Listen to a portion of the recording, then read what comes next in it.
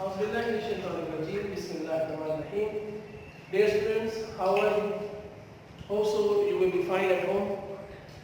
हम लोगों ने केमिस्ट्री के लेक्चर को शुरू किया हुआ है और हम लोगों ने पहले चैप्टर के इंट्रोडक्शन में ब्रांचेस ऑफ केमिस्ट्री का पॉइंट डिस्कस किया था। आज हमने इस लेक्चर के अंदर उसी इंट्रोडक्शन को आगे बढ़ाना है और उस इंट्रोडक्शन के अंदर हमने डिफरेंट ब्रांचेस ऑफ केमिस्ट्री पढ़ा था। अगर हम लास्ट लेक्चर का रिव्यू में लास्ट लेक्चर में हमने कौन-कौन सी ब्रांचेस को डिस्कस किया, तो उसमें हम लोगों ने स्टार्ट के अंदर इनऑर्गेनिक केमिस्ट्री लास्ट लेक्चर में डिस्कस की थी। इनऑर्गेनिक केमिस्ट्री के साथ नेक्स्ट हम लोगों ने बायोकेमिस्ट्री,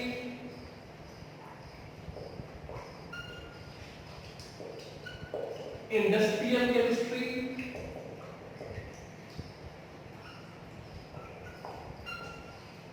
और न्यूक्लियर केमिस्ट्री हमने लास्ट टाइम डिस्कस की। ये चार ब्रांचेस, अगर हम इनऑर्गेनिक केमिस्ट्री की बात करें तो मैंने आप लोगों को बताया था कि the branch of chemistry that deal with the all the elements and their compounds except that those are hydrocarbons and their derivatives। और हमने इसकी एप्लीकेशन भी डिस्कस की थी। इनऑर्गेनिक केमिस्ट्री सीमेंट इंडस्ट्री के अंदर, गिलास इंडस्ट्री के अंदर, सिरामिक्स के अंदर और मेटलर्जी के अंदर इस्तेमाल होती है।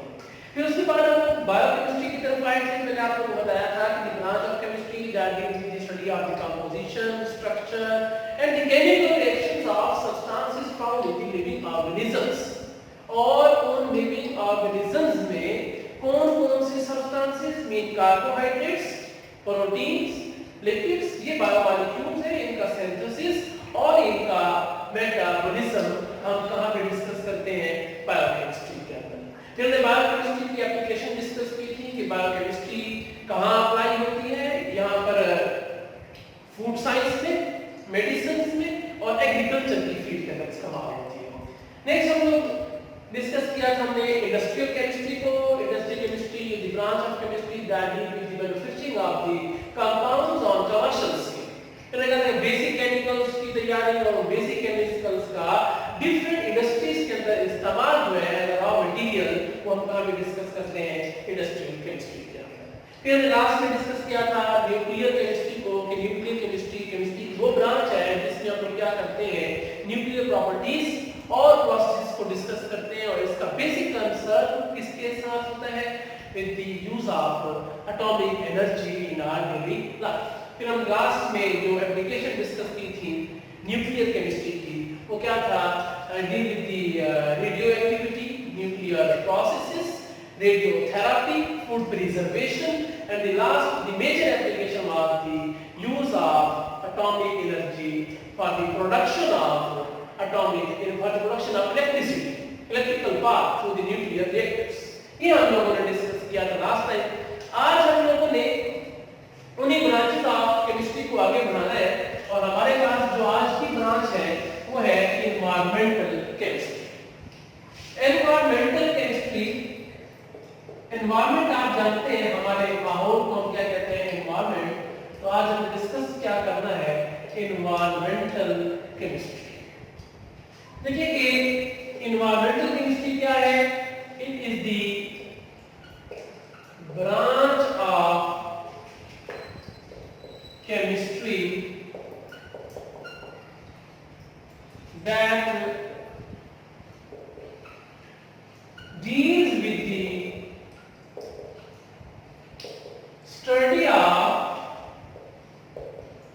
कंपोनेंट्स of environment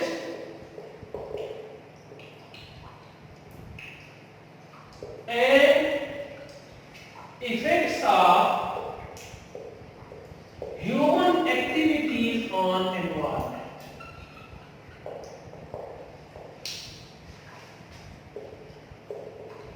बुनियादी तौर पर इन्वायरमेंटल केमिस्ट्री का ताल्लुक किसके साथ है? कंपोनेंट्स ऑफ एनवायरनमेंट की स्टडी। देखिए हमारे माहौल के दो कंपोनेंट्स होते हैं, एक हम बायोटिक कंपोनेंट कहते हैं और दूसरा क्या कहलाता है? Abiotic component.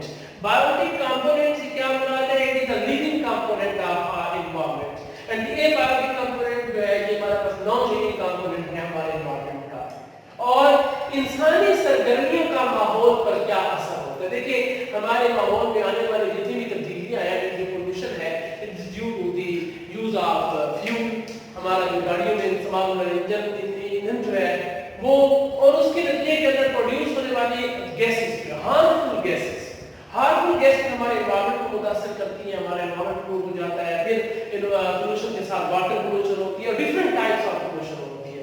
तो ये डेफिनेटली हम ये सारे का सारा हम कहां पर डिस्कस करते हैं, ये एनवायरमेंटल केमिस्ट्री के अंदर डिस्कस करते हैं। एनवायरमेंटल केमिस्ट्री की वो ब्रांच है जिसमें हम लोग क्या डिस्कस करेंगे, एनवायरमेंट के कंपोनेंट्स और इंसानी सरगर्मियों का जो एनवायरमेंट पर असर होता है उसको हम डिस्कस करेंगे। एनवायरमेंटल केमिस्ट्री का ताल्लुक दूसरी ब्रांचेस के साथ भी होता है साइंस की, मीन इसका ताल्लुक जियोलॉजी के साथ है। जियोलॉजी आप जानते हैं कि जियोलॉजी, जियो कहते हैं अर्थ को, तो जियोलॉजी क्या होगा, it is study of scientific study of earth.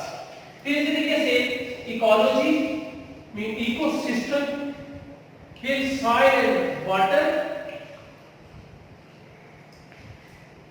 ये हमारे जो एनवायरमेंटल केमिस्ट्री है ये जियोलॉजी के साथ, इकोलॉजी के साथ, सॉइल वाटर के साथ क्या होती है, डायरेक्टली रिलेटेड होती है। फिर अगर हम देखें कि एनवायरमेंटल केमिस्ट्री का बुनियादी काम और क्या है, इसकी एप्लीकेशंस क्या है, कि डिफरेंट फैक्टर्स को स्टडी करना और हमारा माहौल किस तरह बेहतर बनाया जा सकता है, वो हम कहां पर साइंटिस्ट काम करते हैं, एनवायरमेंटल केमिस्ट्री के अंदर। अब अगर हम इस बात को आगे बढ़ाएं, नेक्स्ट जो हमारी आज की ब्रांच है एनवायरमेंटल केमिस्ट्री के बाद वो है एनालिटिकल केमिस्ट्री। देखिए एनालिटिकल केमिस्ट्री, एनालिटिकल का मतलब लफ्ज निकला है एनालिसिस से। एनालिसिस कहते हैं तज्जिए को, एनालिसिस तज्जिया होता है, एनालिटिकल केमिस्ट्री भी तज्जियाती कीमिया है। अगर हम इसकी डेफिनेशन देखें तो दी branch of, it is the branch of chemistry that deals with the separation of substances to identify its components। किसी भी सैंपल की सेपरेशन से क्या मुराद है, अलग-अलग करना। हम सब्सटेंसेस की या सैंपल की सेपरेशन करके चाहते क्या है, टू आइडेंटिफाई इट्स कंपोनेंट, ताकि हमें वो किन-किन अज्जा से मिलकर बना है हमें मालूम हो सके। एनालिटिकल केमिस्ट्री बुनियादी तौर पर दो हिस्सों में हम इसको क्लासिफाई कर देते हैं कि दो काम करती है। दो तरह के एनालिसिस हम इसमें डिस्कस करते हैं। एक एनालिसिस जो है वो कहलाता है क्वालिटेटिव एनालिसिस, दूसरा जो एनालिसिस है वो क्या कहलाता है, क्वांटिटेटिव एनालिसिस। दो तरह के एनालिसिस हैं, एक हमारे पास कौन सा होता है, क्वालिटेटिव एनालिसिस, और दूसरा क्या होता है, क्वांटिटेटिव एनालिसिस। क्वालिटी मयार, क्वांटिटी मिकदार। तो क्वालिटेटिव एनालिसिस क्या होगा, मयारी तज्जिया, और क्वांटिटेटिव एनालिसिस क्या होगा, मिकदारी तज्जिया। जहां तक ताल्लुक है क्वालिटेटिव एनालिसिस का, तो हम किसी भी चीज का क्वालिटेटिव एनालिसिस करते हैं किस मकसद के लिए, टू आइडेंटिफाई इट्स कंपोनेंट्स, ताकि हमें मालूम हो सके कि वो सैंपल जो है किन किन चीजों से मिलकर बना हुआ है या उसके इंग्रेडिएंट्स क्या है। और क्वांटिटेटिव एनालिसिस का मतलब ये होता है कि क्वांटिटेटिव एनालिसिस वो एनालिसिस है कि जो कंपोनेंट्स उस सैंपल के अंदर मौजूद है वो कितनी मिकदार के अंदर मौजूद है, ये एनालिसिस क्या कहलाता है, इसको हम क्वांटिटेटिव एनालिसिस कहते हैं। फॉर एग्जांपल मैं एक आपको सिंपल सी एग्जांपल दूं कि एक कप ऑफ टी है, हमारे पास चाय का कप है, हम इसका एनालिसिस करना चाहते हैं, तो पहला एनालिसिस जो है वो क्वालिटेटिव एनालिसिस होगा। पहले हम क्वालिटेटिव एनालिसिस करते हैं, उसके बाद हम क्या करते हैं, क्वांटिटेटिव एनालिसिस। तो अब चाय का क्वालिटेटिव एनालिसिस क्या होगा कि इसके अज्जा कौन से हैं, टू आइडेंटिफाई कंपोनेंट्स कि कौन-कौन सी चीजों से ये मिलकर चाय बनी है। तो वाटर है, शुगर है, मिल्क है, टी है, तो ये हमारे पास चाय है। अब नेक्स्ट स्टेप हमारा क्या है, वो है क्वांटिटेटिव एनालिसिस। क्वांटिटेटिव एनालिसिस क्या है, we want to measure the components कि हम मिकदार मालूम करना चाहते हैं कि कौन-कौन सा कंपोनेंट कितनी मिकदार के अंदर इसके अंदर मौजूद है। अगर चीनी है, शुगर है, तो कितने ग्राम्स है। अगर दूध हमने मिलाया है तो दूध कितने ग्राम्स मौजूद है, कितने ml मौजूद है, इस तरीके से चीनी कितने ग्राम मौजूद है। तो ये मुकम्मल एनालिसिस जो है ये क्या कहलाता है, क्वांटिटेटिव एनालिसिस। तो एनालिसिस एनालिटिकल केमिस्ट्री के अंदर हम हर तरह का एनालिसिस कर रहे हैं। तो एप्लीकेशन की तरफ अगर हम आए कि एनालिटिकल केमिस्ट्री की एप्लीकेशंस क्या है, एप्लीकेशन में फूड एनालिसिस,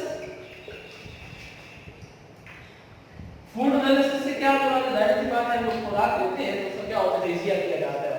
जैसा अब अपने होटल्स में जहाँ जाते हैं तुम्हारी फूड अथॉरिटी बनी है, वो फूड अथॉरिटी क्या काम करती है, वो क्वालिटी मेजर करती है, क्वालिटी चेक करती है कि इस फूड की क्वालिटी क्या है।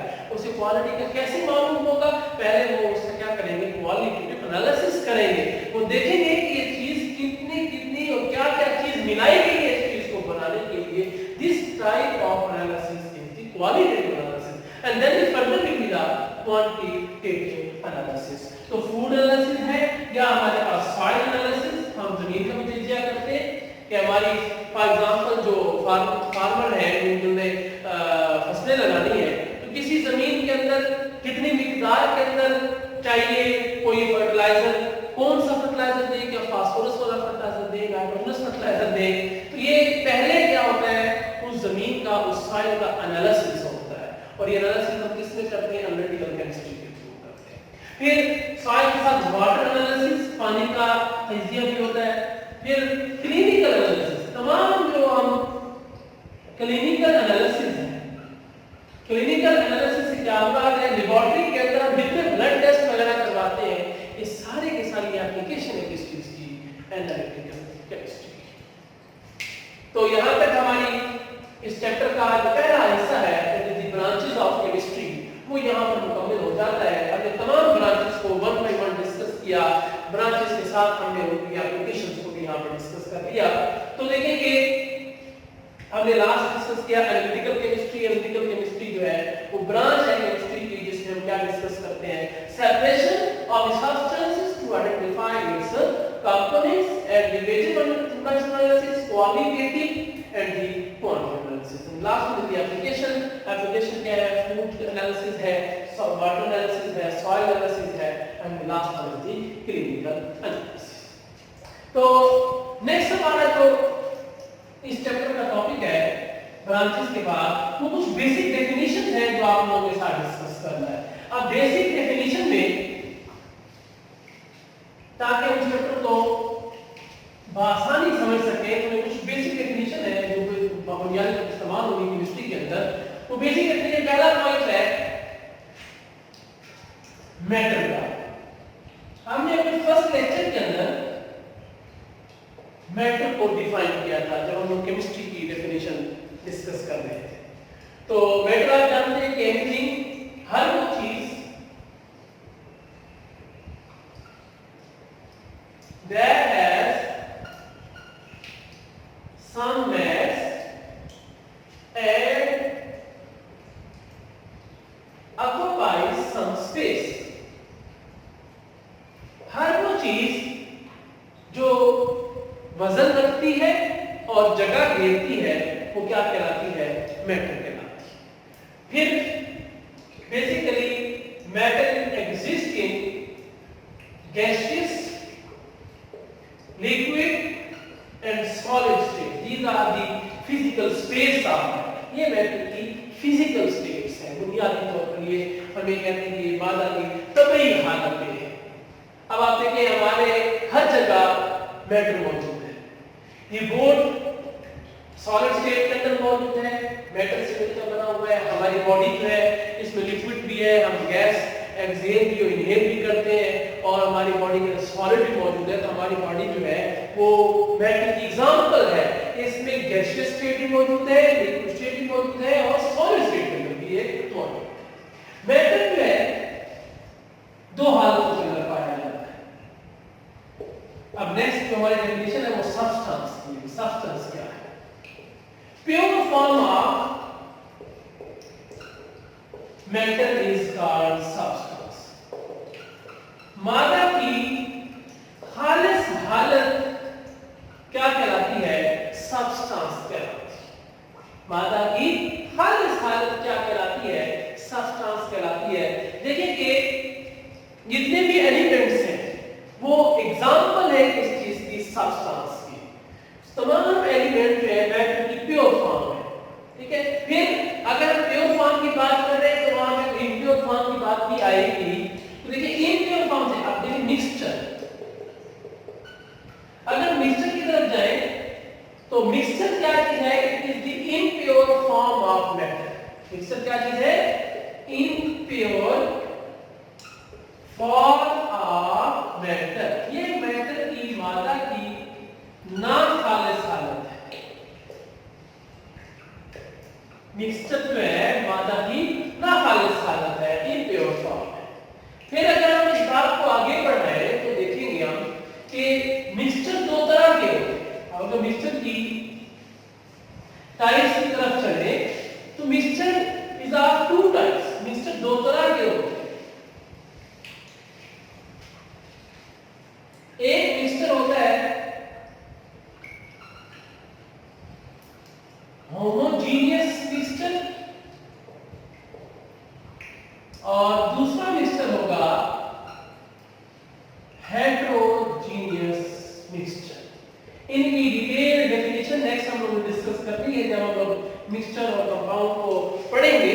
लेकिन आपको पता होना चाहिए कि मिक्सचर जो है वो दो हालतों से दो टाइप्स हैं। एक हम होमोजीनियस मिक्सचर कहते हैं जिसकी कंपोजिशन यूनिफॉर्म होती है, एक हेटेरोजीनियस मिक्सचर होता है जिसकी कंपोजिशन यूनिफॉर्म नहीं होती। We will discuss in detail in our next lectures homogeneous and heterogeneous mixture. अब हमारा जो बेसिक डेफिनेशन में आज का जो लास्ट पॉइंट है वो फिजिकल प्रॉपर्टीज और केमिकल प्रॉपर्टीज के हवाले से है। मैटर की प्रॉपर्टीज के बजाय पहले जो पॉइंट आएगा physical properties.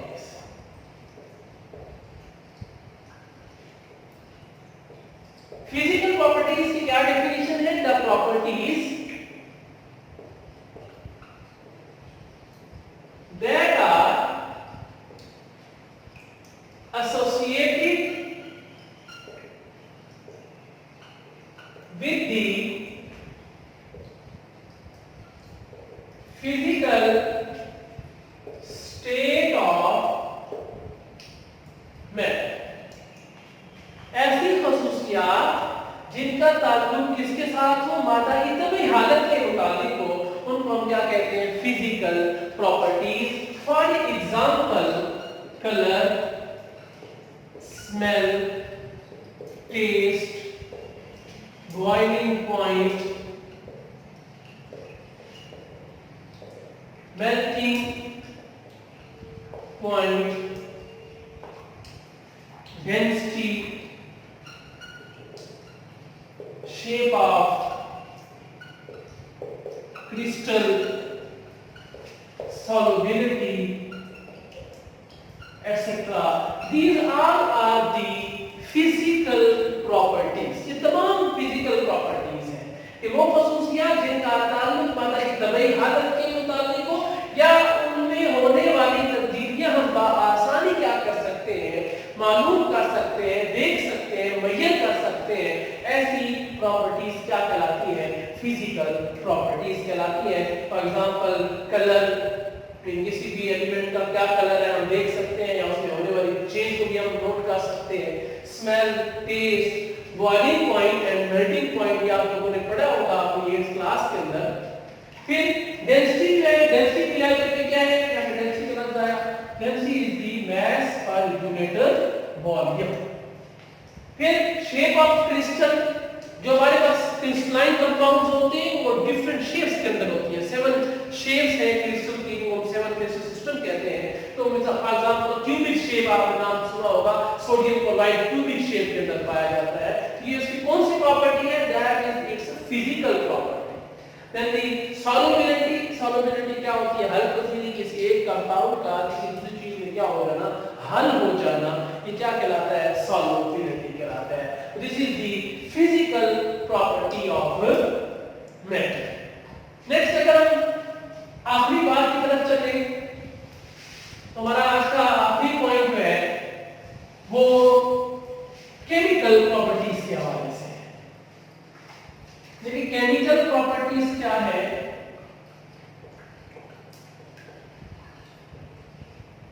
The properties that depends upon the chemical composition of substance। ऐसी प्रॉपर्टीज, ऐसी खसूसियात जिनका ताल्लुक कंपोजिशन के साथ हो, वो प्रॉपर्टीज क्या कहलाती हैं? Chemical properties. हम इस बात को एक एग्जांपल के थ्रू एक्सप्लेन करें। देखिए कि आप लोगों के पास वाटर जो है तीन फिजिकल स्टेट्स के अंदर पाया जाता है। अगर आप कॉमनली वाटर लेते हैं तो वो लिक्विड स्टेट में है। आप इसको कूल डाउन करते हैं तो water will convert into the solid state. फिर जब वाटर दोबारा मेल्ट होगा वो लिक्विड स्टेट में आएगा। आप उसको हीट करते हैं, हीट करने के बाद वो किस स्टेट में तब्दील हो जाता है? गैसियस स्टेट के अंदर, वेपर्स में तब्दील हो जाता है या स्टीम के अंदर। वो कौन सी स्टेट है? Gaseous state. लेकिन आप देखें कि वाटर अगर लिक्विड की फॉर्म में, water in the form of ice या water in the form of vapours, तमाम के अंदर वाटर का फार्मूला H2O ही हो, मतलब इसकी कंपोजिशन सेम होगी, 2 हाइड्रोजन एंड 1 ऑक्सीजन, H2O। लेकिन अगर हम क्या करें, हम इसको हीट करते हैं और वाटर डीकंपोज हो जाता है into hydrogen and oxygen. That change is the chemical change, जिसमें हमने क्या किया? उसको डीकंपोज कर दिया किसके अंदर? हाइड्रोजन और ऑक्सीजन के अंदर। तो मैटर की वो खसूसियात जिनका ताल्लुक किसके साथ होता है? That depend upon the chemical composition of substance are known as the chemical properties. तो हमारा आज का पॉइंट यहाँ पर खत्म हो जाता है कि हमने आज क्या क्या डिस्कस किया और उससे एक बार रिव्यू ले लेते हैं कि आज हमारे पॉइंट्स कौन कौन से थे। देखिए पिछले लेक्चर में हम लोगों ने ब्रांचेस ऑफ केमिस्ट्री को शुरू किया हुआ था। आज हमने अपनी तमाम ब्रांचेस को कंप्लीट किया। आज हमने 2 ब्रांचेस डिस्कस किए हैं। उन 2 ब्रांचेस में पहली ब्रांच हमने डिस्कस की that was the environmental chemistry.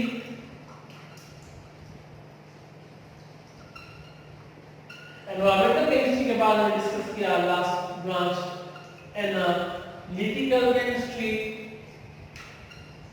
Analytical chemistry के बाद हम लोगों ने मैटर को डिस्कस किया। मैटर की डेफिनेशन के बाद हमने सब्सटेंस, मिक्सचर, फिर हमने मिक्सचर की 2 टाइप्स की डिस्कस की कि उनके नाम हमने पढ़े कि एक मिक्सचर जो है वो क्या होता है? होमोजीनियस होता है और दूसरी टाइप क्या होती है उसकी? हेटेरोजीनियस। और आखिरी 2 पॉइंट्स हमने डिस्कस किया वो कौन से थे? That was the physical properties and chemical properties. Hope so कि आपको आज की तमाम बातें समझ में आई होगी। आप लोगों ने इन तमाम डेफिनेशंस को अपने टेक्स्ट बुक से रीड कर लेना है। ठीक है, नेक्स्ट इंशाल्लाह हम इस बात को आगे बढ़ाएंगे और हमारा नेक्स्ट टॉपिक इंशाल्लाह हम नेक्स्ट डिस्कस करेंगे। आप लोगों ने एक बार फिर तमाम बातों को जो हमने पहले पढ़ी है और आज जितनी लेक्चर के अंदर डिस्कशन हुई है, आपने इस चीज को रीड आउट भी कर लेना है और तमाम डेफिनेशंस को राइट कर देंगे ताकि हम इसको फ्यूचर में हमारे ये काम आ सके। ठीक है जी, अल्लाह हाफिज।